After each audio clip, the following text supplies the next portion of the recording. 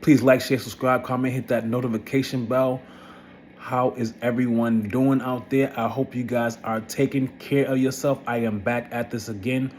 Eric's Wellness Journey, all things wellness 2026.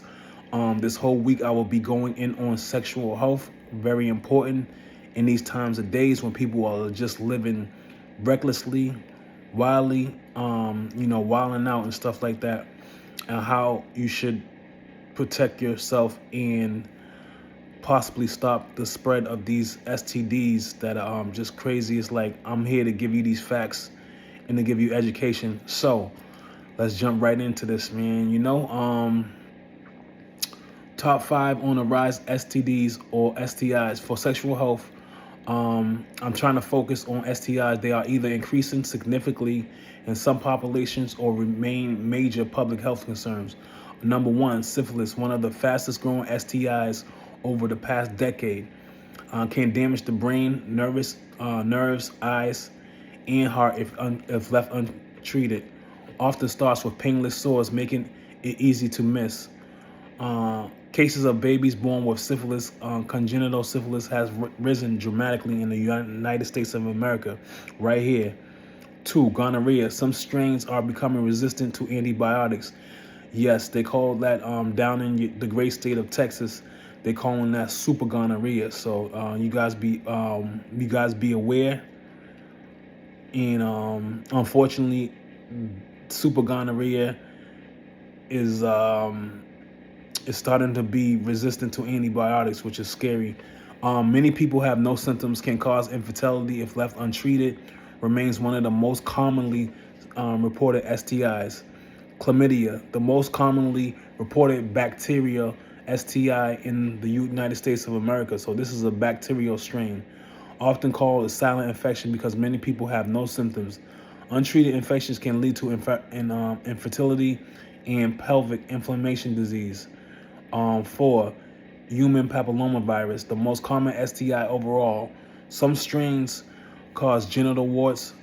Other strains can lead to cervical, anal, throat, and penile cancers. A vaccine can prevent many HPV-related cancers. Number 5, herpes simplex virus, extremely common worldwide. So it's just not a United States of a thing. This is the big herpes simplex virus is like a worldwide thing. You know what I'm saying? There are a lot of people out here infected with herpes simplex virus. Many infected people don't know they have it. Causes reoccurring breakouts or painful sores. There is no cure but antiviral medicines or medications that can help manage the symptoms.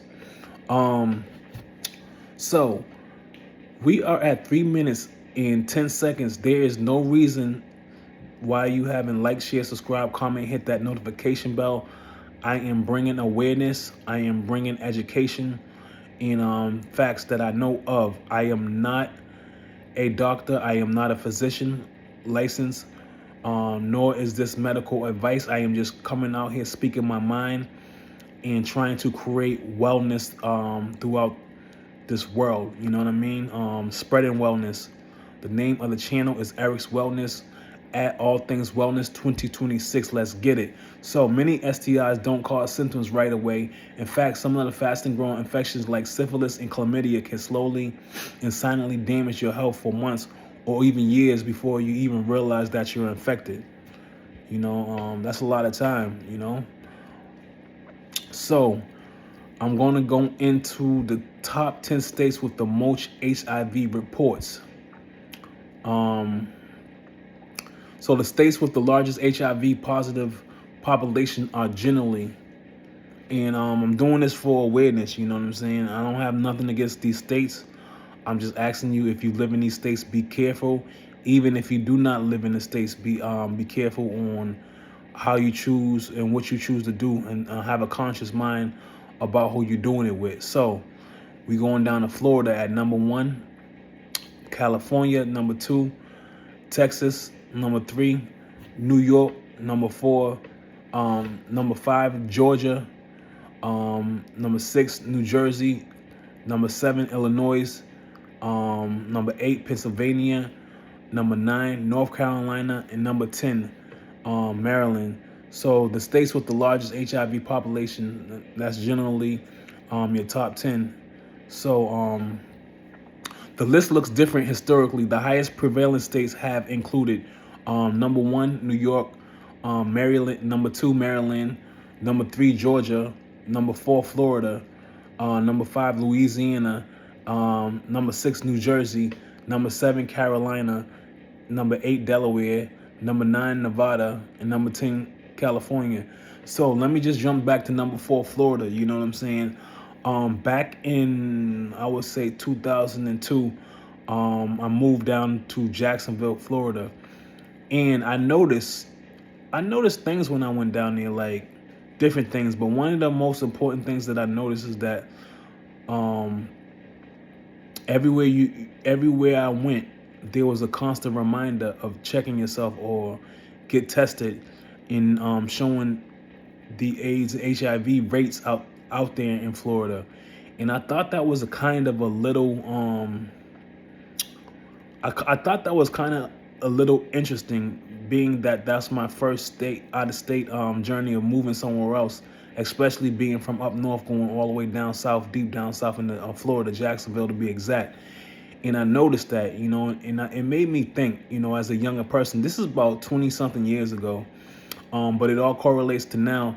If that was the case now, I just can wonder now what it's really like. So I'm just asking you guys, please, to be safe. Please try to control your fleshly desires. If you are sexually active, please get tested. Please know your status so that we can quarantine this this ugly disease, you know what I'm saying, or this ugly infection.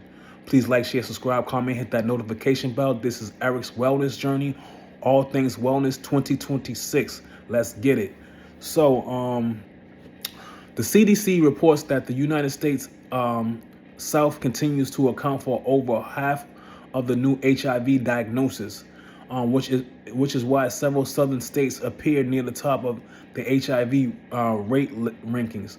So I'm gonna go over this really quick one more time, because I need you guys to understand where the problem areas are. You know what I'm saying? I'm not picking on anyone. This is the CDC report. This is public information, and I'm trying to help you guys, and I'm trying to save lives here.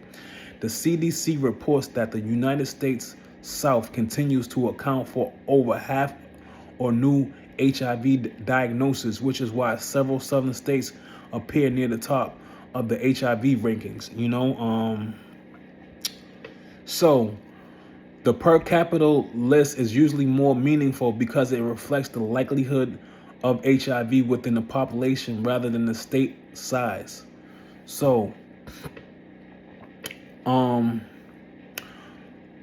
super point, that super gonorrhea isn't a separate disease. The term is commonly used to describe gonorrhea strains that are resistant to multiple antibiotics, making them harder to resist.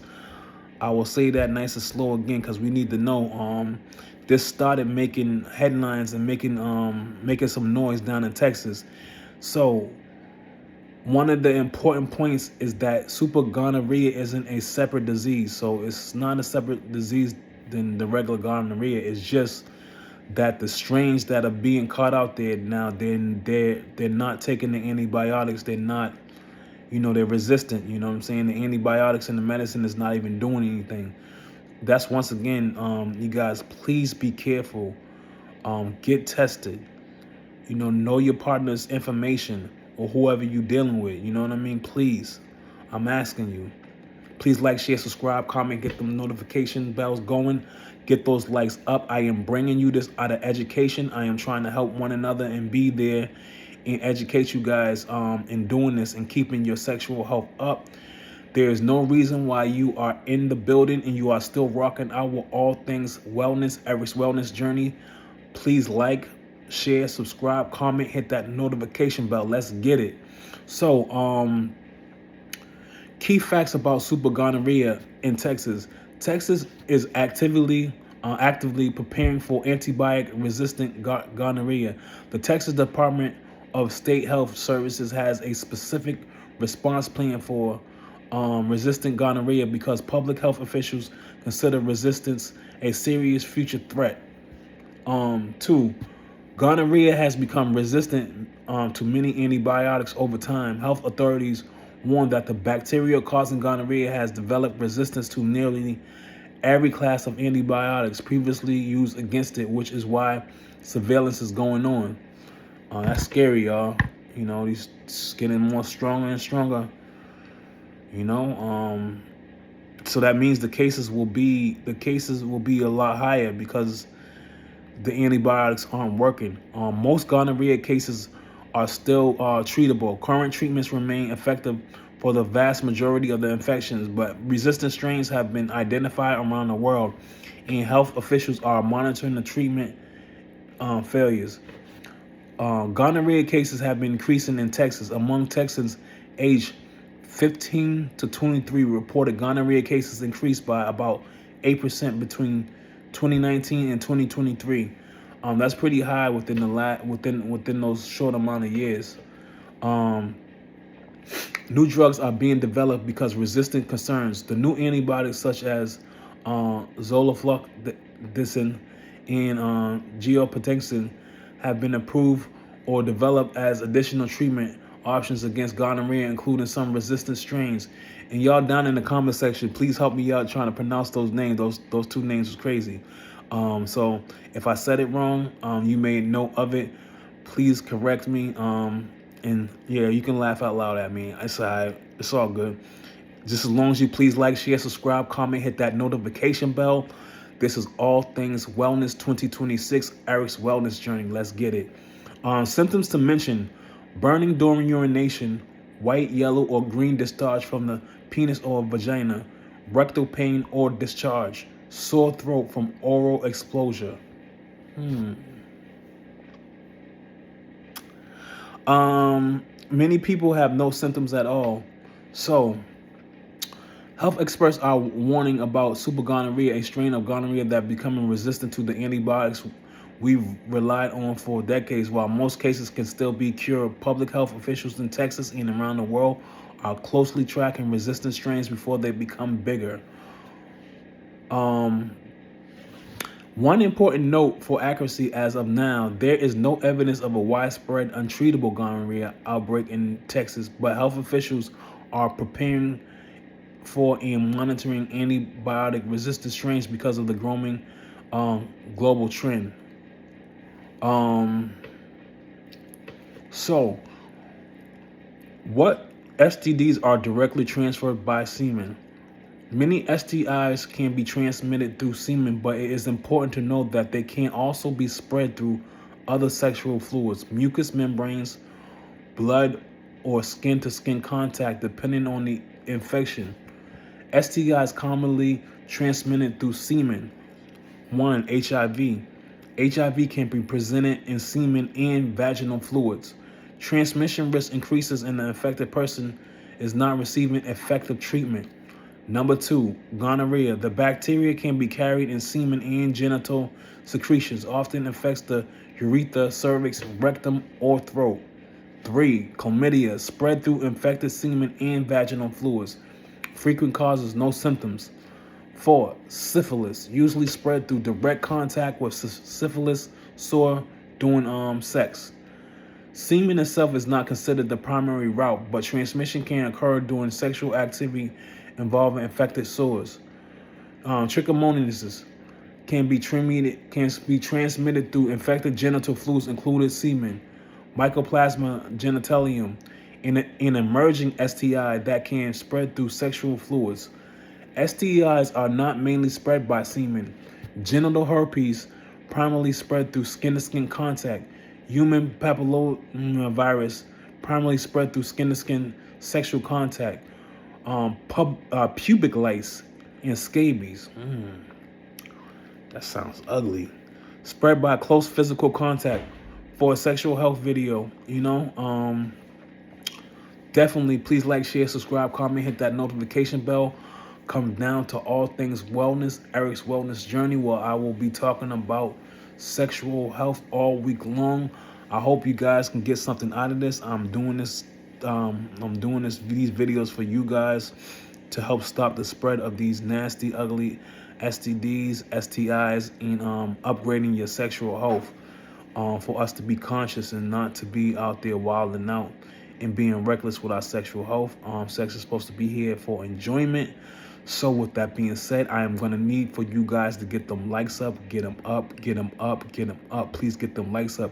Please like, share, subscribe, comment, hit that notification bell. Until then, please be safe. Think consciously about what you're doing and who you're sleeping with. Yeah, I'm out. Peace.